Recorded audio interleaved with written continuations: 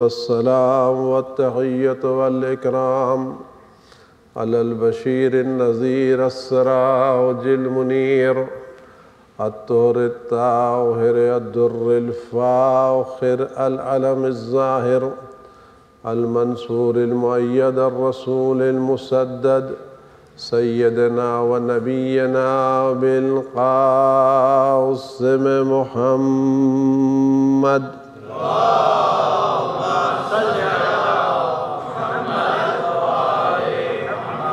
وآله الطيبين الطاهرين المعصومين المظلومين الذين أذهب الله عنهم الرجس وطهرهم تطهيرا.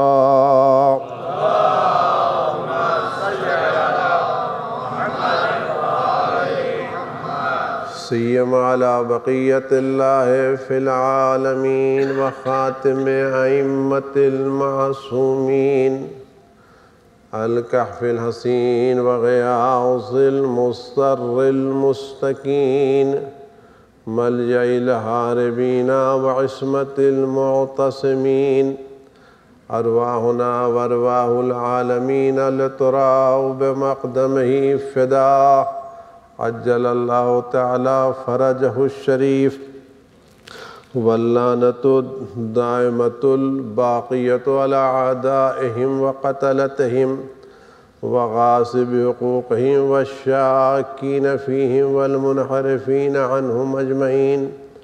أما بعد فقد قال الله الحكيم في كتابه الكريم: أعوذ بالله السميع العليم من الشيطان الرجيم إنك لعلى خلق عظيم. صلوات بر محمد و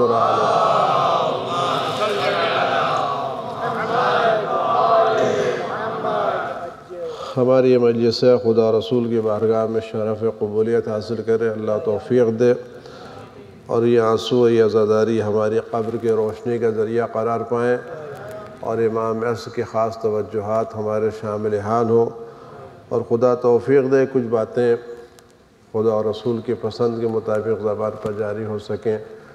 آئیے توفیقات کے لیے اپنے امام سے دعا کرتے، انہی سے درخواست کرتے ہیں۔ اعوذ باللہ السمیع العلیم من الشیطان الرجیم، بسم اللہ الرحمن الرحیم۔ اللہم کن لولیک الحجۃ ابن الحسن صلواتک علیہ وعلی آبائہ فی ہذہ الساعۃ وفی کل ساعہ ولییا وحافظا وقائدا وناصرا ودلیلا وعینا حتى تسكنه أرضك طوعا وتمتعه فيها طويلا۔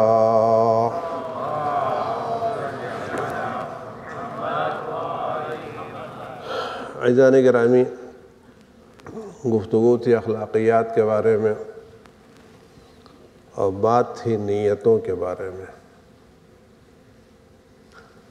ہمارے یہاں دین اسلام میں نیت کی بہت زیادہ اہمیت ہے، اور اسی نیت پر درجات اعمال ہوتے ہیں اور ثواب ہوتا ہے۔ 2 رکعت نماز کا ثواب نیتوں کی بنیاد کے اوپر گھٹ بھی سکتا ہے اور بڑھ بھی سکتا ہے۔ مولا کائنات حضرت علی بن ابی طالب علیہ السلام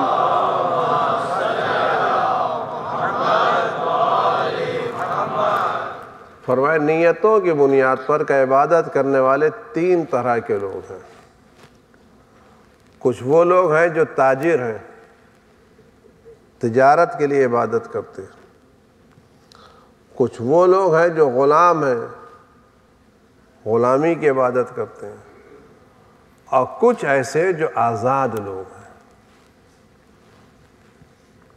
نماز سبھی ایک ہی طرح کی نمازیں پڑھتے ہیں، وہ بھی 2 رکعت پڑھتے ہیں، وہ بھی 2 رکعت پڑھتے ہیں، یہ بھی روزہ رکھتے ہیں، وہ بھی روزہ رکھتے ہیں، وہ بھی مجلس میں آتے ہیں، یہ بھی جہاد کرتے ہیں، وہ بھی کار خیر کرتے ہیں، لیکن کار خیر کرنے والے، نیکی کرنے والے 3 طرح کے لوگ ہیں۔ یہ کیٹیگری نیت کی بنیاد پر ہے۔ تاجر ہے، غلام ہے، آزاد انسان ہے۔ کہ تاجر کون ہے؟ یہ وہ لوگ ہیں جو جنت کی لالچ میں، جنت ملے گی، حوریں ملیں گی، ثواب ملے گا، گھر ملے گا، مکان ملے گا۔ غالب نے بھی ایک شعر کہا ہے، مجھے یاد نہیں ہے، خدا بند عالم نے جنت درمیان رکھ دی۔ اگر اللہ یہ جنت نہ رکھتا تو کوئی جاتا بھی نہیں۔ اگر ثواب ہٹا لیا جائے تو کوئی 2 رکعت نماز بھی نہیں پڑھے گا۔ ان کو ثواب سے کام ہے، لہذا ہمارے کیا زیادہ تر جو کام ہوتا ہے وہ ثواب کی بنیاد پہ ہوتا ہے۔ ہم ہر وہ دعا پڑھتے ہیں جس کے مقدمے میں ثواب زیادہ لکھا ہوتا ہے، اور یہ نہیں سمجھتے دعا کہہ کیا رہی ہے۔ تو ایک عبادت وہ ہے جو تاجروں کی ہے، ثواب لوٹ رہے ہیں۔ پیغمبر اکرم حضرت محمد مصطفیٰ صلی اللہ علیہ وآلہ وسلم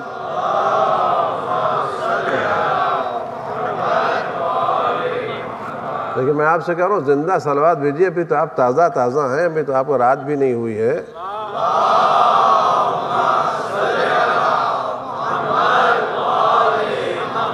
جو لوگ محرم کی راتوں میں آل محمد کے نام پر آواز نہیں نکال سکتے، وہ جان کیا دیں گے اور پیسے کیا دیں گے بھائی؟ سر اور بلند آواز سے صلوات بھیجیے محمد آل محمد پر۔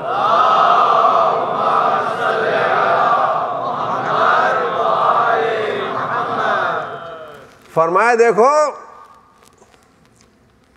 جنت خالی میدان ہے، اگر اس میں درخت اگانا چاہتے ہو تو سبحان اللہ والحمدللہ ولا الہ الا اللہ یہ درخت اگائے گا۔ اگر کسی نے ایک مرتبہ کا سبحان اللہ ایک درخت، الحمدللہ ایک درخت، لا الہ الا اللہ ایک درخت، اللہ اکبر ایک درخت، ہر تسبیح پر ایک درخت، تو حساب کتاب لے کے بیٹھے تھے لوگ، اگر ہم ایک تسبیح پڑھیں تو 100 درخت ہو ہی جائیں گے، اور مہینے میں اگر روزانہ ایک پڑھیں تو 3000 درخت، 3000 درخت ہوں گے، اور سال میں 36,000 درخت ہوں گے، اور 10,000 میں 3 لاکھ درخت ہو جائیں گے، اور اگر 2 تسبیح پڑھیں تو کتنے ہوں گے؟ اور کتنا بڑا علاقہ ہم کو ملے گا؟ ایک تسبیح پڑھنے میں کتنی دیر لگتی ہے؟ جانے سبحان اللہ الحمدللہ ولا الہ الا اللہ اللہ اکبر ایک درخت، سبحان اللہ الحمدللہ ولا الہ الا اللہ اللہ اکبر دوسرا درخت، سبحان اللہ الحمدللہ ولا الہ الا اللہ اللہ اکبر تیسرا درخت۔ گھر میں بیٹھے ہوئے فارمنگ کر رہے ہیں، اور درخت پر درخت اگاتے چلے جا رہے ہیں۔ تو کسی نے کہا پیغمبر ہمارے پاس تو بہت زیادہ درخت ہو جائیں گے، پورا علاقہ ہمارا ہو جائے گا، اگر ہم روزانہ تسبیح پڑھیں اور 50 سال کینیڈا میں رہیں تو خالی پورے کینیڈا کے تو اکیلے ہم ہی مالک ہو جائیں گے۔ آپ غور کریں سب درخت ہی اگ رہے ہیں، اور کوئی درخت ایک متا آپ نے کہہ دیا دیکھ بھال کچھ کرنا نہیں ہے، تسبیح پڑھی آپ نے درخت لگایا، درخت لگ گیا، اللہ دیکھتا رہے گا۔ کہنے پیغمبر درخت تو بہت ہو جائیں گے۔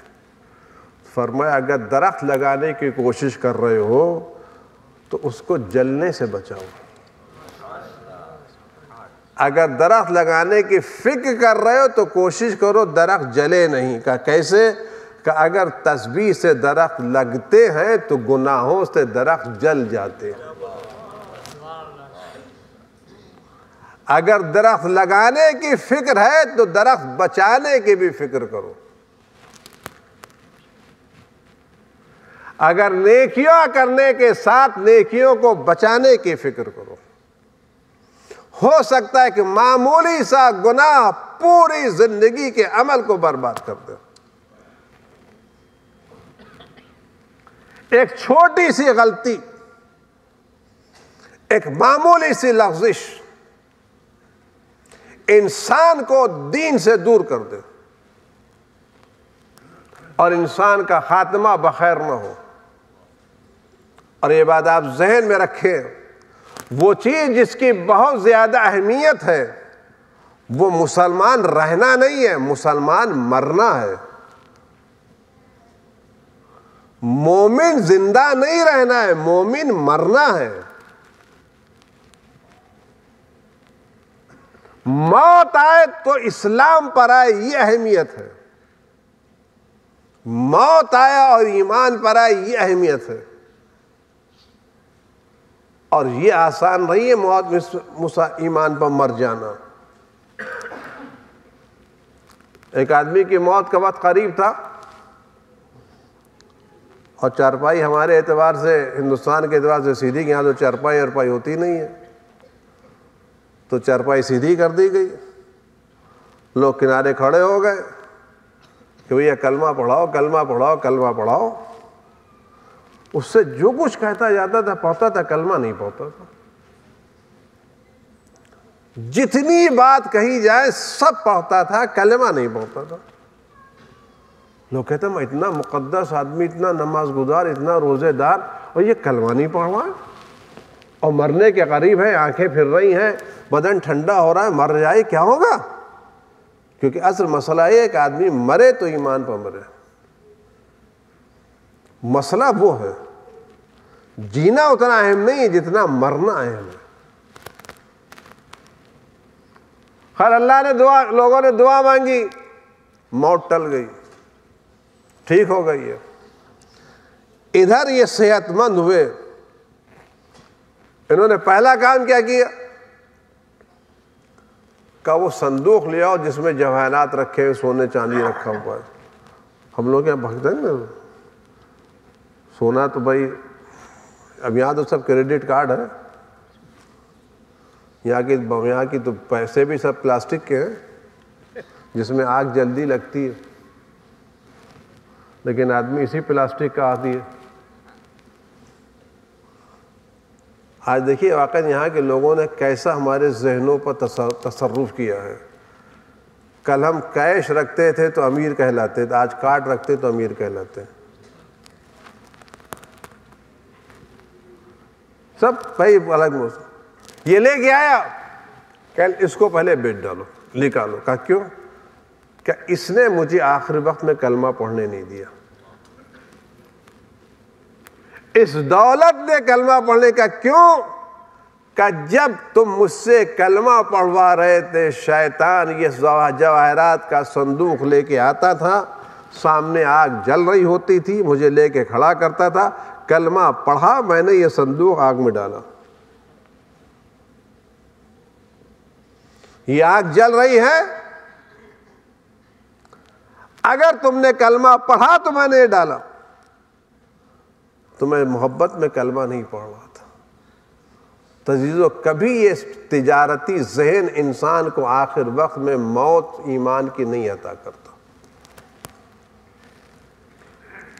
ثواب کی خاطر کچھ کون ہے، کچھ غلام ہے، ڈنڈے سے بچنے. کہ نماز کیوں پڑھ رہے ہو؟ کہ بچھو کاٹیں گے. نماز کیوں پڑھ رہے ہو؟ فرشتے ماریں گے. روزہ کیوں رکھ رہے ہو؟ کفارہ دینا پڑے گا. فلاں کام کیا کر رہے ہو؟ مار پڑے گی. کہ یہ عبادت کس کی ہے؟ غلاموں کی ہے. یہ کس کی ہے؟ تاجروں کی ہے. تو ثواب کم ہوگا؟ نہیں ہوگا. کہ ہم عبادت کرتے ہیں خدا کی، نہ ثواب کی خاطر نہ عذاب کی خاطر. خدا کو عبادت کے لائق سمجھتے ہیں تو عبادت کرتے ہیں. ہم حسین کی مجلس میں آتے ہیں ثواب کی خاطر نہیں. حسین فرزند رسول ہیں، ان سے صلہ رحم کرنا ہماری ذمہ داری ہے، چاہے ہم کو ثواب ملے یا ثواب نہ ملے. ہماری گناہ بخشی جائیں یا نہ بخشی جائیں، ہمیں رزق ملے یا نہ ملے، ہمیں جنت ملے یا نہ ملے، حسین فرزند رسول ہیں، فرزند فاطمۃ الزہرا ہیں، انہوں نے ہماری خاطر جان دی ہے، لہذا ہمارا فرض بنتا ہے ہم ان کے غم میں آ کے شریک ہوں۔ اور چونکہ انہوں نے ہمارے لیے جو چیزیں قربان کی ہیں وہ سیکنڈ لائن کی چیزیں قربان نہیں کی ہیں۔ امام حسین نے اس زمانے کے بہترین خزانے کے بہترین موتیوں کو قربان کیا۔ جب انہوں نے ہمارے لیے بہترین قربانی دی ہے تو ہماری شرافت کا تقاضا ہے ہم حسین کی خدمت میں اپنی زندگی کی بہترین چیزیں نذر کریں۔ سب سے بہتر چیز ہم کیا نذر کر سکتے ہیں؟ گھر نہیں، مکان نہیں، دولت نہیں، اپنا دل جو حسین کی محبت سے آلودہ ہو جائے۔ ہم محرم میں حسینی نہیں ہیں، 7-8 محرم کو حسینی نہیں ہیں، ہم 365 دن حسینی ہیں۔ ہمارا کام ہے حسین کے پیغام کو ہر جگہ پہنچا دینا، اور زیارت امام حسین سمجھ کے پڑھنا۔ کون سی قربانیاں دی امام حسین نے؟ کبھی آپ سوچیں اور آج کی رات تصور کریں کہ کس نیت سے قربانیاں دی ہیں۔ جو کوئی قربانی نہیں دے سکتا وہ قربانی امام حسین نے دی ہے۔ مدینہ چھوڑنا آسان بات ہے،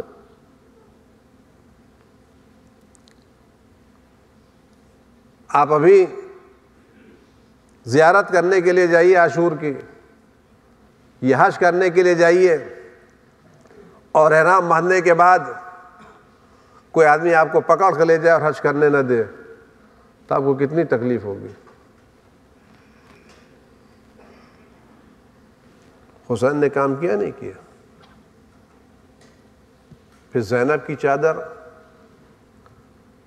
ان کی اسیری، یہ کوئی معمولی قربانی ہے جس کو آپ سوچ سکتے ہیں؟ ابھی مصائب پہ نہیں آ رہا ہوں،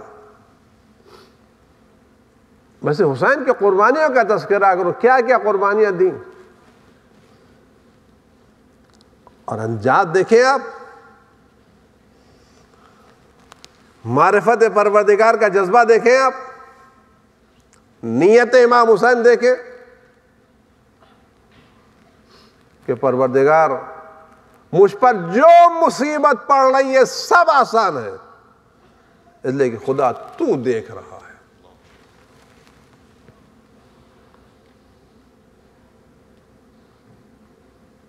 امام حسین مجبوراً مصائب نہیں برداشت کر رہے تھے۔ کیا شعر کہا ہے کسی نے، پیچھا نہ کیا اس کا جسے رنج چھوڑتے دیکھا، پیچھا نہ کیا اس کا جسے رنج چھوڑتے دیکھا، آنسو نکل آئے جسے دم توڑتے دیکھا۔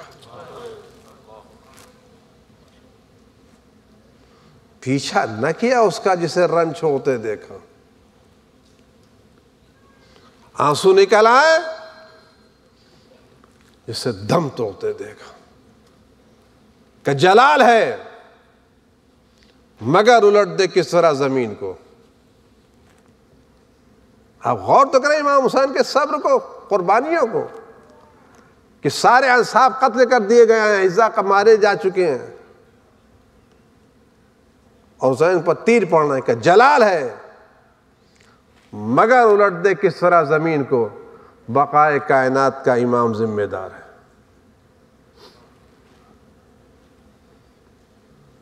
کیوں قربانیاں دیں؟ اس لیے قربانی دی حسین پر رویا جائے، اس لیے قربانی دی ہم حسینیہ منائے جائیں، اس لیے قربانی دی کہ دنیا میں ہر جگہ غم منایا جائے، ہم ان پر آنسو بہائیں؟ حسین نے اس لیے قربانی نہیں دی. کیوں؟ لیکن امام حسین پر آنسو بہانے کے لیے فرشتے اتنے زیادہ ہیں کہ انسانوں کی ضرورت ہی نہیں ہے. اور کس نے آنسو نہیں بہایا حسین پر؟ ہم نے پانی کے آنسو بہائے ہیں. واقعات کربلا کے بعد پتھروں نے خون رویا ہے، دیواروں سے خون بہا ہے، زمینوں سے خون اگلا ہے.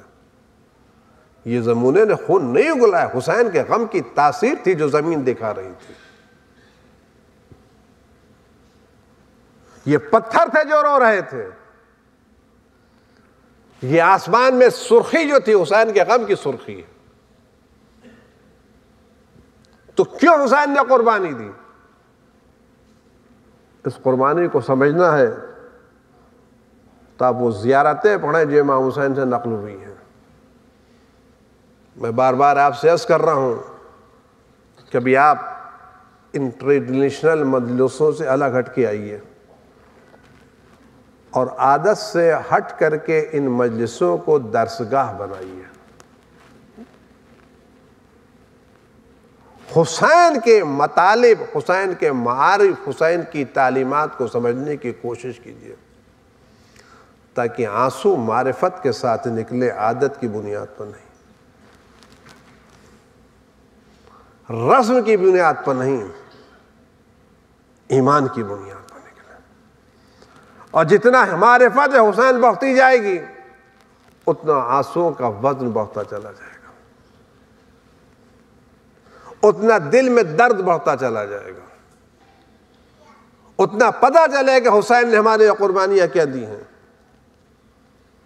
آپ زیارت اربعین پڑھیے، گھروں میں آپ کی مفاتی ہوگی، اور اب تو انگریزی ترجمے بھی آ گئے ہیں زیارتوں کے. خاص کر میں جوانوں سے کہوں گا ذرا وقت نکال کے پڑھیں آپ، کیونکہ آج کی رات جوانوں سے متعلق ہے.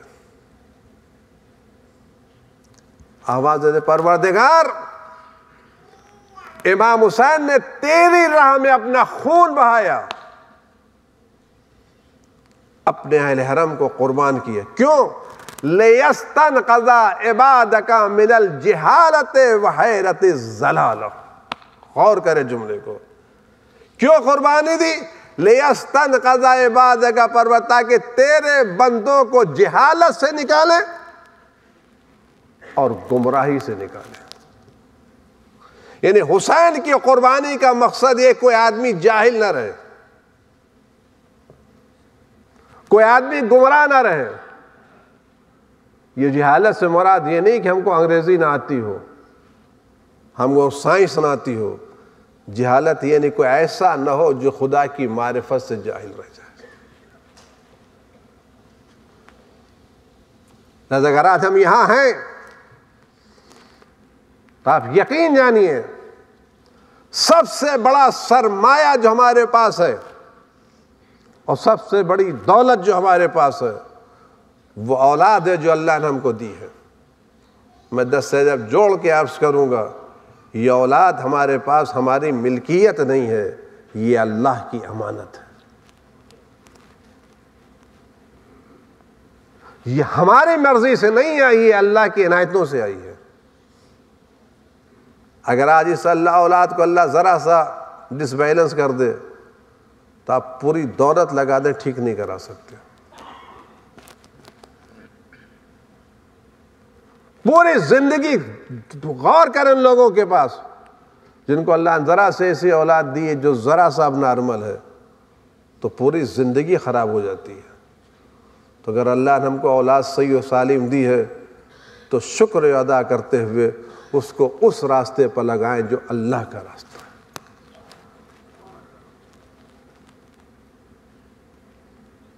اگر آپ کسی سے لون لیتے ہیں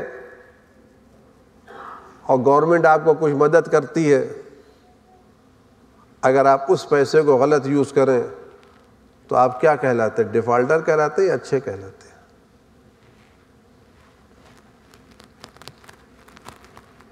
کسی آدمی سے آپ یہاں کھڑے ہو کر کے پیسے مانگے، بھیا مریض ہے، دوا نہیں ہے، علاج کرنا ہے، کوئی آدمی آپ کو جیب سے پیسے نکال کے دوا کے لیے دے دیجیے، اور آپ دوا خریدنے کے بجائے جا کے کسی ہوٹل میں کباب کھا کے چلیں اور مریض ایسا رہے، تو کیا پھر دے گا؟ وہ کیا کرے گا؟ وہ کہ دیا صحیح مصرف کرو۔ تو اگر اللہ نے اولاد دی ہے صحیح و سالم دیے تو شکر نعمت پروردگار یہ ہے کہ یہ اولاد اللہ کے دین پر قائم رہے۔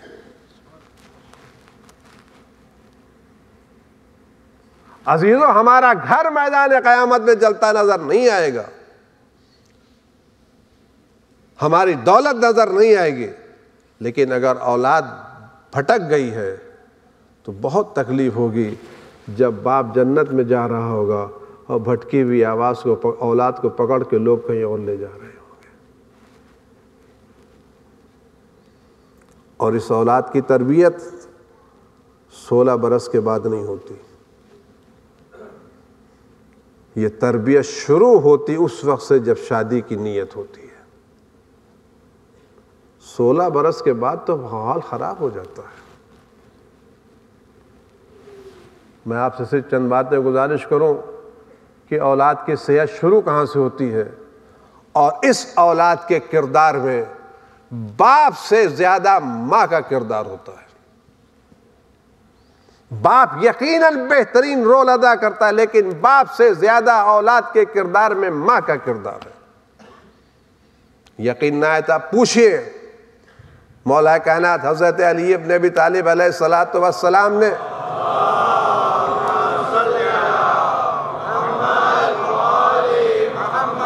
جناب عقیل سے کیا کہا تھا؟ بھائی عقیل، کسی بہادر خاندان کی بیٹی تلاش کرو تاکہ بہادر بیٹا پیدا ہو۔ علی سے بڑا دنیا میں بہادر کون تھا؟ خود فرماتے تھے یہ ابو طالب کا بیٹا اتنا بڑا بہادر ہے، اگر ساری دنیا ایک طرف آ جائے تب بھی ابو طالب کا بیٹا کبھی میدان میں پیٹھ نہیں دکھائے گا اور کبھی زرہ نہیں پہنی۔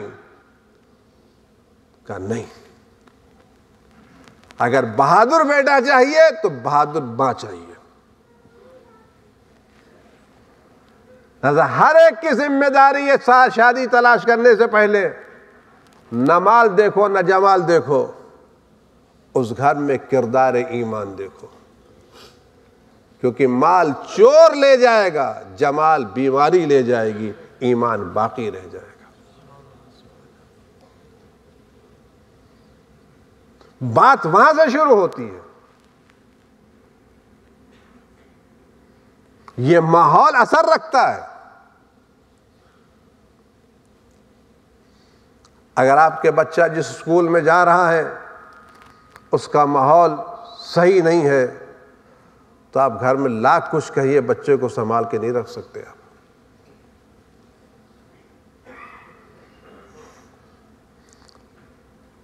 کہتے صاحب ہم یہاں آ گئے ہیں، اب یہاں کی مجبوریاں ہیں، کیا کریں؟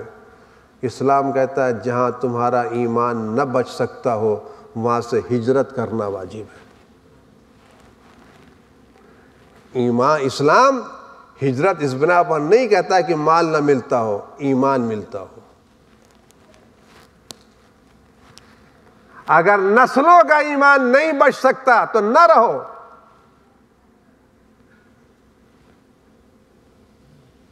اور بچانا ہے تو جان دے کر کے بچو۔ اگر امام حسین نے جان اس لیے دی کہ کوئی جاہل نہ رہنے پائے، تو ہماری ذمہ داری یہ ہے کہ ہم اپنے ہر بچے کے لیے ایسا انتظام کریں ہمارا کوئی بچہ غلط راستے پر نہ چلنے پائے۔ آج ہمارے کیا مسئلہ یہ ہے ہندوستان میں بھی یہاں بھی کہ لڑکوں کی تعلیم ہو جاتی ہے لیکن لڑکیوں کے لیے پردے کا مسئلہ ہوتا ہے۔ دیکھیے حالات سے مسائل نہیں بدلا کرتے۔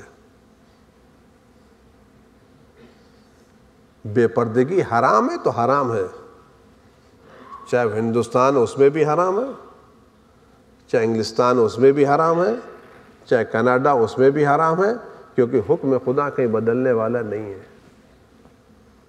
اگر کوئی روشن فکر یہ بات کہہ رہے ہیں کہ اسلام پرانا ہو گیا ہے تو اسے کہو بھیا اللہ کے یہاں چلے جاؤ، وہاں سے پیغام لے کے آ جاؤ، ہمارے پاس عقلی بڑھانے کی کوشش مت کرو۔ ہم نے سنا ہے، روایتوں میں لکھا ہے کہ جو چیز پیغمبر نے حلال کر دی وہ صبح قیامت تک حلال ہے، جو پیغمبر نے حرام کر دی وہ صبح قیامت تک حرام ہے۔ کوئی ایک چیز پیغمبر کی حلال کردہ کو حرام نہیں کر سکتا، حرام کو حلال نہیں کر سکتا۔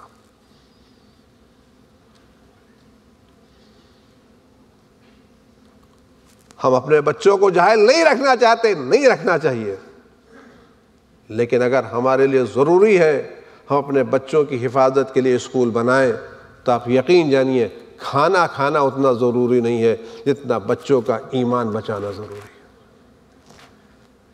کیونکہ اگر ہم بھوک سے مر جائیں گے تو بدن مرے گا، روح تو زندہ رہے گی، لیکن اگر ہمارے بچے کا ایمان مر جائے گا تو زندہ رہنے کا کیا فائدہ جس کے پاس ایمان نہ ہو۔ ایسا مسائل یہ نہ ہونا چاہیے۔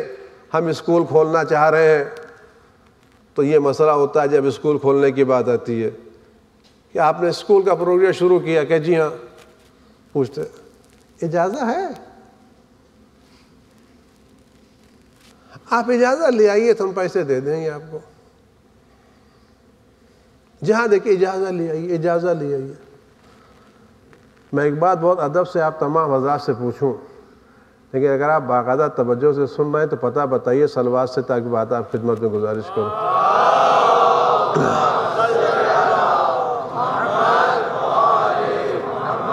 ایک اور سلوات بھیجیے تاکہ عرض کروں بات آپ خدمت میں۔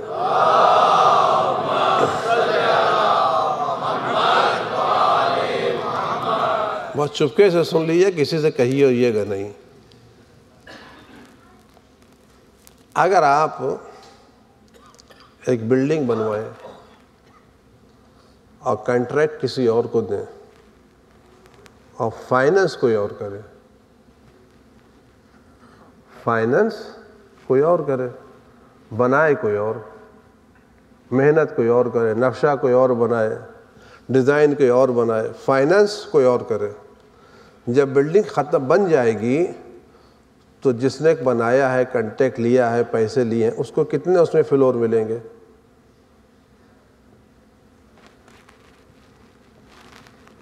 جس انجینئر نے بنایا، جس کنٹریکٹر نے بنایا، جس ورثیئر نے بنایا، جس انٹیریئر والے نے بنایا، بلڈنگ ختم ہونے کے بعد اس کو کتنے اس میں فلور ملیں گے؟ یہ سب فائنینسر لے جائے گا۔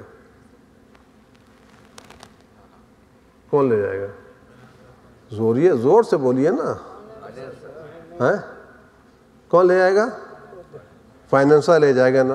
اگر جب فائنینسر لے جائے گا تو جب سارا کام سہم امام سے ہوگا تو ہم کو کیا ملنے والا ہے؟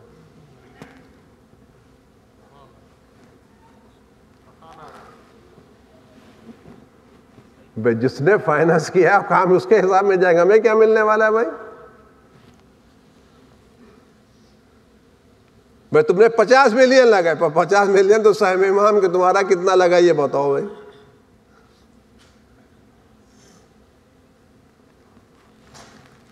پورا اسکول سہم امام سے بنا، پورا حسینیہ سہم امام سے بنا، پورا مسجد سہم امام سے بنی، تو جس کا فائننس ہے لے کر وہ جائے گا نا بھائی، تو ثواب کس کو ملے گا؟ سہم امام سے بنا ہے تو سہم امام کو ثواب ملے گا، ہمیں کیا ملے گا؟ اگر ہم چاہتے ہیں ہمارا حساب ہو تو اپنا پیسہ لگاؤ نا بھائی، اپنا تو جیب میں رکھتے ہیں، حکومت سہم امام پر کرتے ہیں اور اس سہم امام پر جنت میں گھر بک کراتے ہیں۔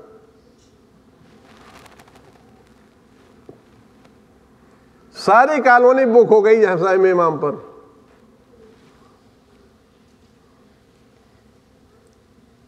کیا امام حسین نے سہم امام دیا تھا یا جان دی تھی؟ آج جس کے غم میں ہم یہ آنسو بہا رہے ہیں اس نے زندگی میں خمس دیا تھا، یہ اصل مال لٹایا تھا.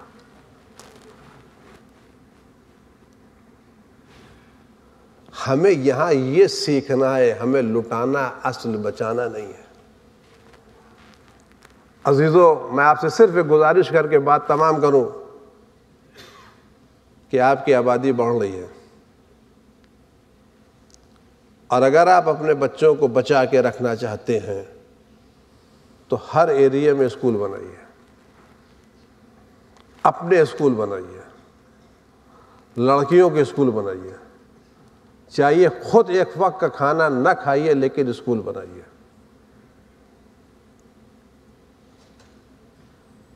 اپارٹمنٹ میں رہیے، کرائے پر رہیے، لیکن اسکول بنائیے. صرف اسکول نہیں بلکہ یونیورسٹی تک بنا کے لے جائیں، وہاں تک لے جائیں جہاں تک اعلیٰ تعلیم ہو سکتی ہے. اور نہ صرف اسکول بنائیں بلکہ اتنا اچھا بنائیں کہ دوسرے اپنے لڑکے آپ کے یہاں بھیجیں کہ یا ہمیں تعلیم کے ساتھ ساتھ تربیت اور انسانیت ملتی ہے.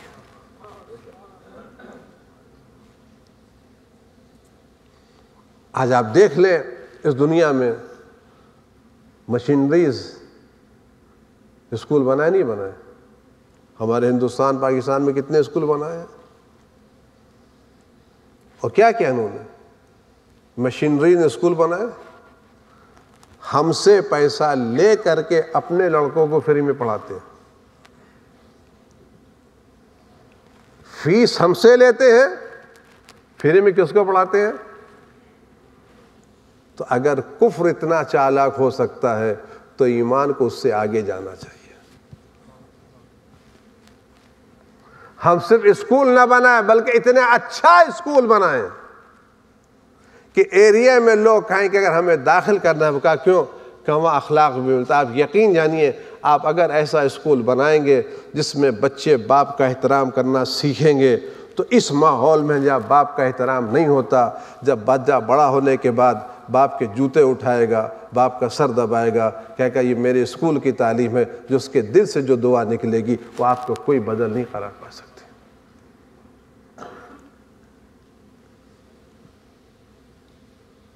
آپ کی ذمہ داری بنتی ہے کہ امام حسین نے کیوں جان دی؟ لِيَسْتَنْقَذَ عِبَادَكَ مِنَ الْجِهَالَةِ وَحِرَةِ الضَّلَالَةِ، جہالت سے نجات دلانے کے لیے. اور اس لیے آپ کے مرجع وقت نے، آیت اللہ سستانی نے بار بار یہ پیغام کہا ہے، بار بار یہ پیغام کہا ہے کہ میرا سلام کہنا سب لوگوں کو. میں ہر شیعوں کے لیے دعا کرتا ہوں، میں سلام کہنا ہوں، کہ میں صرف شیعوں کو پڑھا لکھا دیکھنا نہیں چاہتا، بلکہ میں یہ چاہتا ہوں جس ملک میں یہ رہیں سب سے زیادہ پڑھا لکھے یہی قرار پائیں. اگر آپ اس کینیڈا میں ہجرت کر کے آئے ہیں اور شیعہ ہیں تو اسلام اسی وقت ہوگا جب اس میں سب سے بڑا ڈاکٹر شیعہ ہو، جب سب سے بڑا انجینئر شیعہ ہو، جب سب سے بڑا آئی ٹی والا شیعہ ہو، تاکہ کمیونٹی کون سی بنے؟ پڑھے لکھے لوگوں کی کمیونٹی قرار پائے. یہ کر سکتے ہیں آپ، کیونکہ اللہ نے آپ کو وہ دیا جو دنیا میں کسی کے پاس نہیں ہے. جو آپ کے پاس، میں یقین سے کہتا ہوں، قسم کھا کے کہتا ہوں، جو آپ کے پاس وہ دنیا میں کسی کے پاس نہیں ہے. دنیا میں سب کچھ ہے لیکن کسی کے پاس آپ جیسا امام نہیں ہے، کسی کے پاس آپ جیسا سسٹم نہیں ہے. عزیزان گرامی، بات تمام کر رہا ہوں، زیادہ تلخیاں اچھی نہیں ہوتی، لیکن میری گزارش ہے یہ چھوٹے چھوٹے بچوں کو بچا کے رکھیے گا. اپنے کو مت دیکھیے کہ آپ لوگ آئے ہیں 40-50 برس کے بعد آئے ہیں، اس عمر کے بعد آئے جب پھر اس کے بعد کہیں دوسری طرف جانے کے چانسز نہیں تھے. لیکن یہ چھوٹے بچے ننھے پودوں کی طرح ہیں. یہ اللہ کی امانتیں آپ کے پاس، یہ جوان اللہ کی امانتیں آپ کے پاس، یہ جوان اللہ کی امانتیں آپ کے پاس. ان کا ایمان خراب ہونے نہ پائے، ان کی عزاداری ان سے چھوٹنے نہ پائے، ان کی چیزیں ان سے چھوٹنے نہ پائیں۔ عزیزان گرامی، میں بات تمام کر رہا ہوں، آج جوان کا تذکرہ ہے۔ اسلام جوانوں کا مذہب ہے، جوانوں نے کام کیا ہے، جوانوں نے توجہ دی ہے۔ وقت نہیں، ورنہ میں آپ کے سامنے مثالیں پیش کرتا کہ اسلام نے جوانوں کو کتنی اہمیت دی ہے۔ اور آج ہمارے جوانوں کو فخر ہے اگر بوڑھوں کے رہبر حسین ہیں، بڑوں کے رہبر عباس ہیں، تو ہم جوانوں کے رہبر علی اکبر ہیں۔ ہمیں فخر ہے اپنے علی اکبر پر۔ سارے جوانوں سے بڑھ کے علی حسین کا جوان، اور اس جوان کی قدر کس بنا پر تھی؟ یہ قدر علی اکبر کی صورت کی بنا پر نہیں تھی، علی اکبر کی سیرت کی بنا پر تھی۔ صورت اللہ نے بنائی تھی، سیرت گھر کی تربیت نے بنائی تھی، اور اس سیرت پر گواہی کس نے دی ہے؟ امام معصوم نے دی ہے۔ پروردگار تیری بارگاہ میں وہ جوان جا رہا ہے جو صورت میں اور سیرت میں رسول سے مشابہ تھا، یعنی صرف صورت علی اکبر کی رسول اللہ کی صورت نہیں تھی، سیرت بھی رسول اللہ کی تھی۔ تو یہ سیرت اختیاری چیز ہوتی ہے جو زینب کی تربیت سے بنی تھی، یہ ام لیلہ کی تربیت سے بنی تھی۔ اور اتنا جوان جو چلنے میں رسول لگتا ہو، جو بولنے میں رسول رکھتا ہو، اور جو اتنا حسین ہو کہ جب مدینے کی گلیوں سے گزرتا ہو تو دکاندار اپنی دکانیں چھوڑ کے علی اکبر کو دیکھتے ہوں، یہ کون سا حسین جا رہا ہے؟ آپ ماں سے پوچھیں، جس جوان کو لوگ توجہ سے دیکھتے ہوں تو وہ ماں کس نظر سے دیکھتی ہوگی، وہ پھوپھی کس نظر سے دیکھتی ہوگی، وہ باپ کس نظر سے دیکھتا ہوگا۔ کوئی معمولی قربانی علی اکبر کی تھوڑی ہے۔ ہم سوچ سکتے ہیں، ہم سنتے سنتے عادی ہو گئے ہیں، لیکن امام وقت ہیں تو محبت بھی اپنے بیٹی کی زیادہ ہے۔ عزیز و حسین علی اکبر کو بے پناہ چاہتے تھے، اور چاروں طرف سے علی اکبر کی آواز آتی تھی۔ جب صبح عاشور علی اکبر نے اذان دی ہے تو فوجیں چلا اٹھیں، یہ رسول اللہ کہاں سے زندہ ہو گئے، یہ رسول اللہ کی آواز کہاں سے آ رہی ہے؟ لوگوں نے کہا یہ رسول اللہ کی آواز نہیں ہے، یہ علی اکبر کی آواز ہے۔ آپ سچ بتائیں، جب دوسروں کے دل پر اثر تھا تو جو پھوپھی خیمے کے اندر یہ آواز کو سن رہی ہوگی، جو پھوپھی خیمے میں آواز کو سن رہی ہوگی، اس کے دل پر کیا اثر ہوگا؟ آواز یہ نکلی، پروردگار یہ آواز سلامت رہے۔ صبح ہوتی رہی، لوگ میدان میں جاتے رہے، لیکن جب عائزہ کی نوبت آئی تو علی اکبر آگے بڑھے۔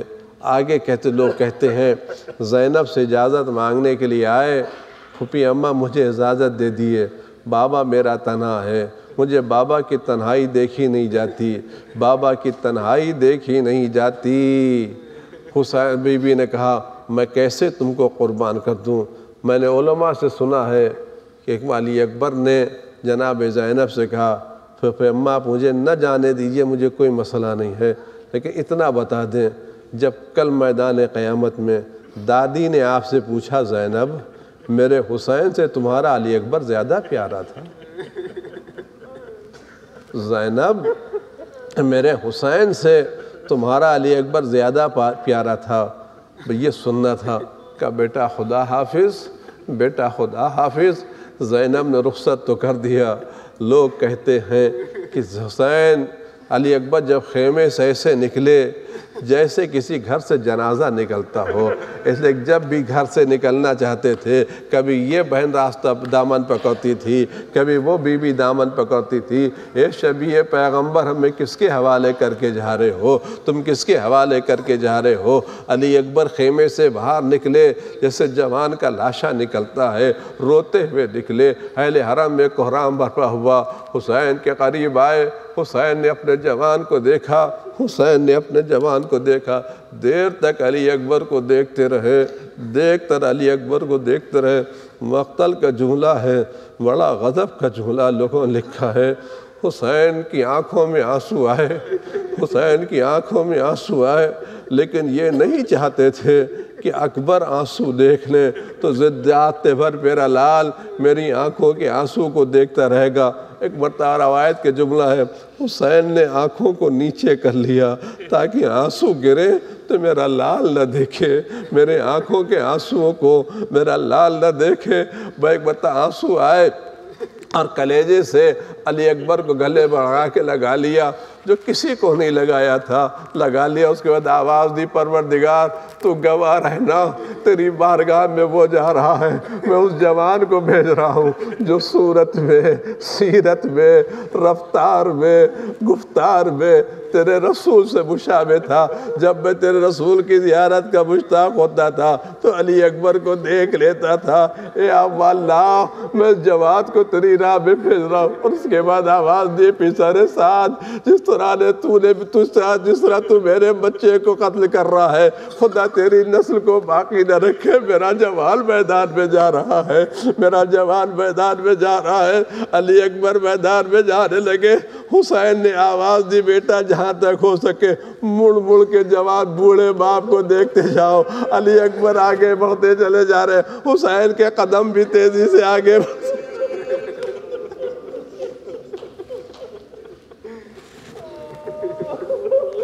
اجرکم علی اللہ۔ چند فقرے آپ سے سن لیں، میں پھر آپ سے گزارش کروں گا، جب آپ کی آنکھوں میں آنسو آ گئے ہوں تو دعا کریں اپنے امام وقت کے ظہور کے لیے، اور یہ دعا کریں ایک مصائب اپنی زندگی میں امام وقت کی زبانی سننے کو مل جائیں۔ علی اکبر میدان میں گئے، زیادہ تفصیلات میں جانے کی ضرورت نہیں ہے۔ میدان میں گئے، جنگ کی، بڑی شاندار جنگ کی، کہتے ہیں 1200 سے زیادہ لوگوں کو قتل کیا۔ اس کے بعد جب واپس آئے، میں یہاں صرف آپ کو ایک واقعہ سناؤں گا اور اتنا کہوں گا، حسین کے دل کی خبر لیں، حسین کے دل کی خبر لیں۔ جب اکبر واپس آ رہے ہیں، جب جنگ صفین ہو رہی تھی تو امام حسین موجود تھے جنگ صفین میں، حسین موجود تھے جنگ صفین میں۔ یہ واقعہ میں نے سنا، میرے دل کی عجب کیفیت ہوئی۔ جب محمد حنفیہ، علی کا نوجوان، علی کا بیٹا محمد حنفیہ جب جنگ کر کے جنگ صفین سے واپس آتے تھے، میدان سے واپس آتے تھے، تو میں نے یہ تاریخ میں پڑھا ہے، جب محمد حنفیہ جنگ کر کے میدان سے واپس آتے تھے، علی پانی لے کے آگے بڑھتے تھے، حضرت محمد حنفیہ کا خود اتارتے تھے، سر پر پانی ڈالتے تھے، زرہ پر پانی ڈالتے تھے، اپنے ہاتھوں سے جوان کو پانی پلاتے تھے اور پانی پلا کے رخصت کرتے تھے۔ میرا دل کہتا ہے آواز دو گئے، علی جس وقت آپ اپنے جوان کو پانی پلا رہے ہو، حسین کو سامنے نہ رکھیے گا تاکہ حسین یہ منظر نہ دیکھنے پائے کہ جب میدان سے جوان آتا ہے تو باپ آگے بڑھتا ہے، پانی پلاتا ہے، سر پر ڈالتا ہے، زرہ پر ڈالتا ہے۔ حسین کے پاس علی اکبر آئے، آواز دیے، بابا پیاس کی شدت مارے ڈال رہی ہے، اسلحے کی گرانی نے جان پر بنا دی، کیا ایک قطرہ پانی کیا ایک قطرہ پانی مل سکتا ہے؟ عزادار حسین کے دل سے پوچھو، جس نے قاتلوں کو پانی پلایا ہو، جس نے حر کے لشکر کو پانی پلایا، آج اس کے سامنے جوان بیٹا کھڑا ہے، ایک پانی ایک پیاس کا مطالبہ کر رہا ہے۔ حسین سے نہ رہا گیا، بیٹے کو کلیجے سے لگا لیا، زبان علی اکبر کے منہ میں دی۔ علی اکبر نے زبان کھینچ لی، بابا آپ تو مجھ سے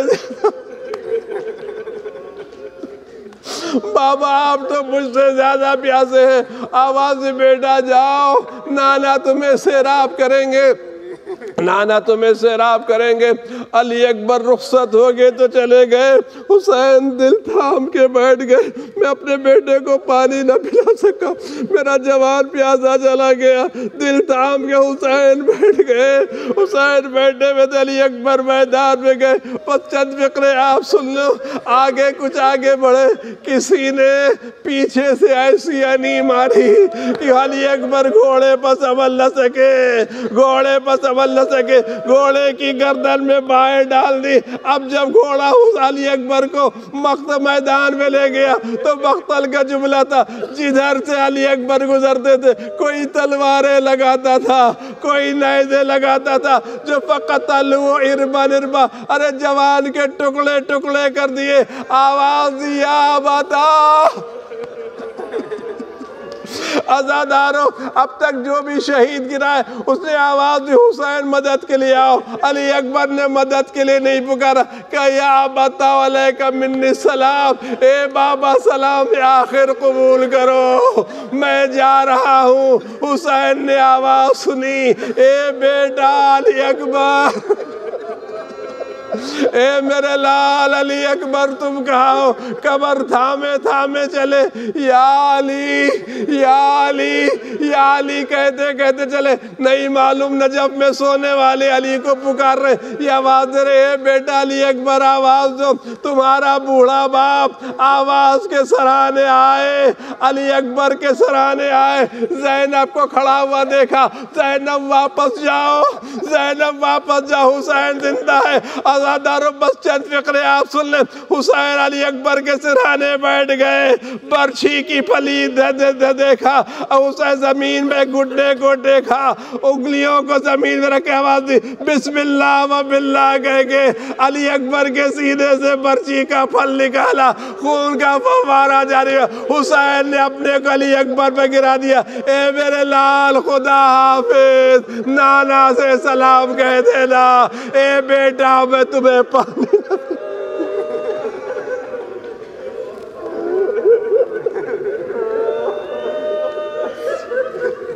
الہی بحق الزہراء و ابیہا و بعلہا و بنیہا و سر المستعد فیہا بعدد ما احاط بھی علمک۔ پروردگار امام اس کے ظہور میں تاجل فرما، ہر آفت و بلا سے ہمارے امام کی حفاظت فرما، ہر رنج و غم و علم کو ان کے وجود مقدس سے دور فرما۔ پروردگار ہم صحیح معنی میں عزاداری کرنے کے توفیقات عنایت فرما، ہماری اس عزاداری کو ہماری آخرت کا ذخیرہ قرار فرما۔ پروردگار دنیا میں جہاں بھی عزادار ان کی جان مال عزت و آبرو کی حفاظت فرما، دشمنان اسلام کو نیست و نابود و ذلیل و خوار فرما، عائش داعش کا خاتمہ فرما۔ پروردگار قلب مقدس امام زمان ہم سے راضی و خوشنود فرما۔ ماتم حسین۔